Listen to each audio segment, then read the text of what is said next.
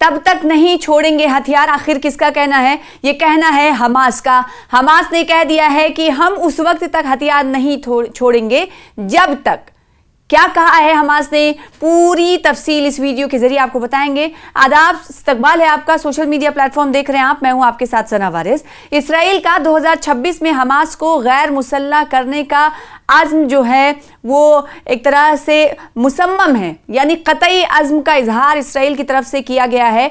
जो peace deal है उसकी दूसरी बिंदु है, वो एक कहती है कि इसराइल ने कहा है अमेरिका की सालिसी में कि दूसरे बिंदु पर अमल दरामद करने के लिए हमास को सबसे पहले हथियार लेस होना होगा। यानी दूसरा जो पॉइंट है वो ये कहता है कि पहले तो हॉस्टेजेस को वापस करना था, जिस पर अमल दरामद कर लिया गया हमास की तरफ से, और दूसरा ये है कि हमास को हथियार लेस होना पड़ेगा। और हथियार लेस होने के लिए इसराइल ने अपनी तरफ से पुरअज़्म है, इसराइल पुरअज़्म है, लेकिन हमास की तरफ से सीधे तौर पर 2026 में कह दिया गया है कि तब तक हम हथियार नहीं छोड़ेंगे जब तक। क्या है पूरी जानकारी आपको बताते हैं। इसराइली फौज के चीफ ऑफ स्टाफ अय्याल ज़ामीर ने बुध के रोज ऐलान किया है कि इसराइल फ़लस्तीनी तंजीम हमास को गैर मुसल्लह करने के लिए पुरअज़्म है, अपने वादे पर कायम है, और उन्होंने 2026 को इसराइल की सलामती के लिए फैसला कुन साल भी करार दिया है।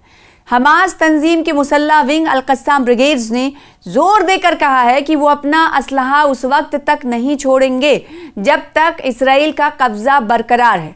जी हाँ, ये बड़ी बात हमास की तरफ से कही गई है, क्योंकि हमास की तरफ से पहले ही इशारा दिया गया था कि वो इसराइल को कब्जा हटाने के लिए बजिद करेगा। लेकिन अब 2026 की जब शुरुआत हुई तो सीधे तौर पर अल-क़स्साम ब्रिगेड्स की तरफ से दो टूक अंदाज में कह दिया गया है कि वो अमल दरामद करने के लिए इसराइल के जो शिक बनाए गए हैं, जो इसराइल की तरफ से शर्तें रखी गई हैं अमेरिका की सालिसी में, उस पर अमल करने के लिए तैयार है। लेकिन जब तक वो अमल नहीं कर सकते जब तक इसराइल कब्जा अपना फ़लस्तीनी इलाके से हटाएगा नहीं। इसराइली फ़ौज के चीफ ऑफ स्टाफ अय्याल ज़ामीर ने बुध के रोज़ ऐलान किया है कि इसराइल वहीं फ़लस्तीनी तंजीम हमास को गैर मुसल्लह करने के लिए पुरअज़्म है, और उन्होंने 2026 को इसराइल की सलामती के लिए फैसला कुन साल करार दिया है।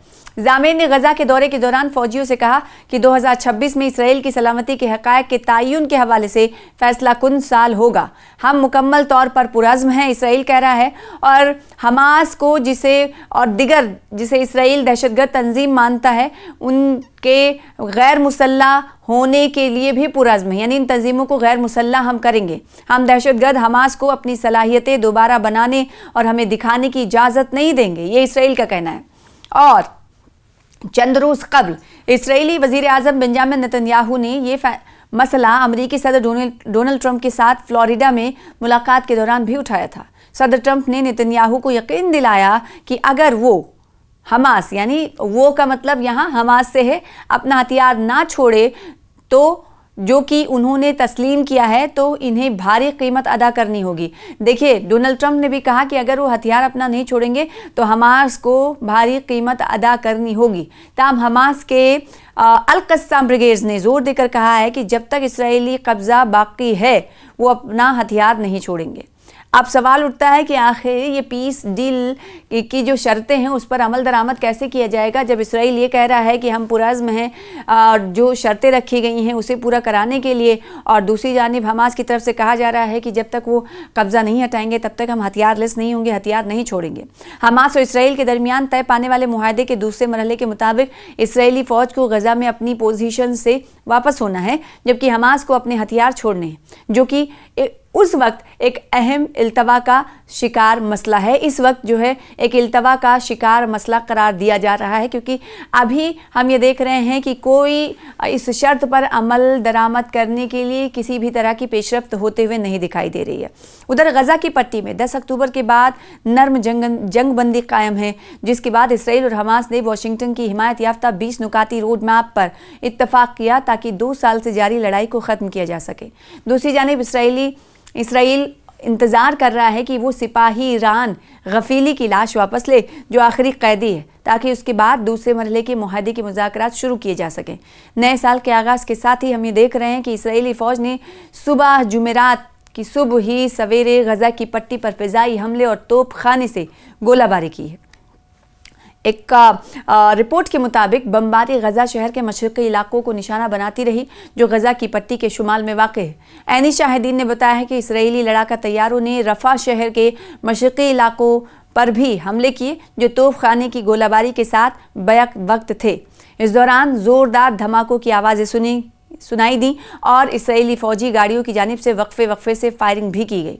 गजा शहर के मशरिक में वाक़ अज़-ज़ैतून और अश-शजाइया मोहल्लों में भी इसराइली फ़ौज ने फ़िज़ाई हमले और तोपखाने से गोलाबारी की, जिसके साथ धमाकों की आवाज़ें भी सुनाई देती रहीं। ये साल की शुरुआत की हम बात कर रहे हैं।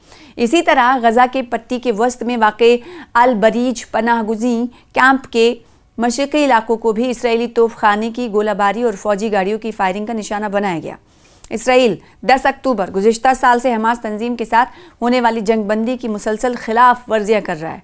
गजा में सरकारी मीडिया दफ्तर के मुताबिक इतवार तक इन खिलाफ वर्जियों के नतीजे में 418 से ज़्यादा फ़लस्तीनी जाँ बहक हो चुके हैं। इसराइली जंग जो 8 अक्टूबर 2023 को शुरू हुई और 2 बरस तक जारी रही के नतीजे में 71,000 से ज़्यादा फ़लस्तीनी जाँ बहक और 1,71,000 से ज़्यादा ज़ख्मी हुए हैं, जिनमें अक्सरियत बच्चों और ख़वातीन की है। इसके अलावा वसी पैमाने पर तबाही हुई, जिसकी बहाली के लिए अक़वाम मुत्तहिदा के मुताबिक तकरीबन $70 अरब दरकार होंगे।